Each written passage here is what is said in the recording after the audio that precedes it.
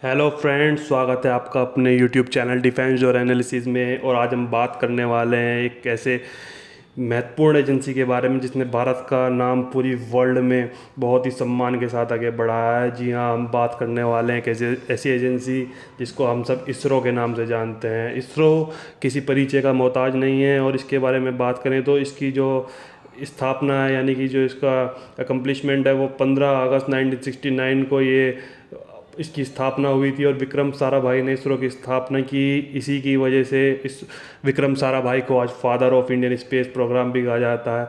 और यकीन मानिए, उनका यह योगदान कभी भुलाया नहीं जा सकता है।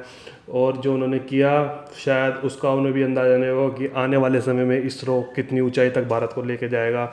और अब इसके बाद कुछ महत्वपूर्ण तथ्यों के बारे में बात कर लेते हैं। इसरो का जो बजट है वो 40 साल, इसरो का जो 40 साल का बजट है वो नासा के बजट 1 साल के बजट के लगभग बराबर है। और अब इसरो के बजट को धीरे धीरे बढ़ाया जा रहा है, जो कि बहुत बड़ी बात है, क्योंकि इसरो ने उपलब्धियाँ बहुत अच्छी हासिल की हैं। जो इसकी तुलना सुपार्को के साथ लोग करते हैं, बट मैं ये नहीं जानता हूँ कि क्यों करते हैं, क्योंकि सुपार्को और इसकी तुलना बनती ही नहीं है। क्योंकि सुपार्को ने आज तक 2 सैटेलाइट लॉन्च किए हैं, वो भी दूसरे देशों की मदद से। और इसरो 77 सैटेलाइट को लॉन्च कर चुका है, और कंपेयर करने वाली कोई बात ही नहीं है। और इसमें किसी को बुरा मानना भी नहीं चाहिए। चंद्रयान 1 में केवल 390 करोड़ रुपए का खर्च आया, जो कि पूरी दुनिया के अदर एजेंसीज हैं उनसे 9 गुना कम है। जीडीपी का 1% हिस्सा भी इसरो पर खर्च नहीं होता। उसके बावजूद भी इसरो की उपलब्धि किससे छुपी नहीं है, बल्कि अदर कंट्री से प्रॉफिट ही जनरेट करती है उनका सैटेलाइट लॉन्च करके।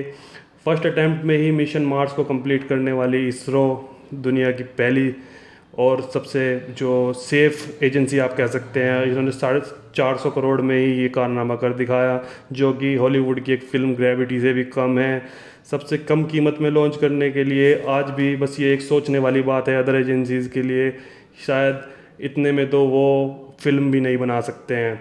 1981 में एप्पल की जो एक सैटेलाइट लॉन्च की थी उन्होंने, उसके लिए बैलगाड़ी का इस्तेमाल किया था, क्योंकि उनके पास फाइनेंशियल क्राइसिस भी थे। और दूसरा, उन्होंने ऐसा इसलिए किया क्योंकि वो सैटेलाइट के मैग्नेटिक फील्ड को कम करना नहीं चाहते थे, क्योंकि बैलगाड़ी लकड़ी की बनी होती है। बताया जाता है कि इसरो में सभी लेवल के जो एम्प्लॉय हैं वो एक दूसरे का बहुत सम्मान करते हैं, और वहाँ पर इक्वालिटी बहुत ज़्यादा है।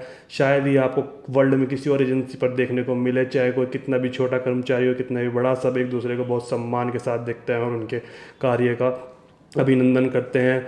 सतह से अंतरिक्ष में जो मार करने वाली सैटेलाइट को टेक्नोलॉजी है, उसके लिए भी इसरो का जो योगदान है वो भुलाया नहीं जा सकता है। और इस टेक्नोलॉजी में भारत दुनिया का चौथा देश है। अब आप बात करेंगे कि ये किस तरीके से भारत के काम आ सकती है, तो मैं आपको बता देना चाहता हूँ कि अगर चाइना के साथ अगर कुछ ऐसी परिस्थिति पड़ जाती, तो वो इसरो ही था जो कि भारत के आने वाले दिनों में काम आ सकता था। हथियार तो उनके पास भी थे, हमारे पास भी थे, बट एक सटीक लोकेशन और 3 फुट तक, सतह से 3 फुट तक ऊंचाई तक एचडी प्रिंट में पिक्चर दे सके की जो क्वालिटी है, वो भी इसरो के पास है। और इसी वजह से, इसरो के योगदानों की वजह से ही आज भारत चाइना के बिल्कुल बराबर ही खड़ा है। और आप इस बारे में क्या सोचते हैं कि इसरो के बारे में, कि इसरो स्पेशल है, ऑसम है और ग्रेट है, ये तो सब बात जानते ही हैं, पर आप इसके बारे में क्या सोचते हैं? और इसके बारे में कुछ अन्य कुछ बातें हो तो आप भी मुझे कमेंट बॉक्स में बता सकते हैं। जय हिंद, जय भारत।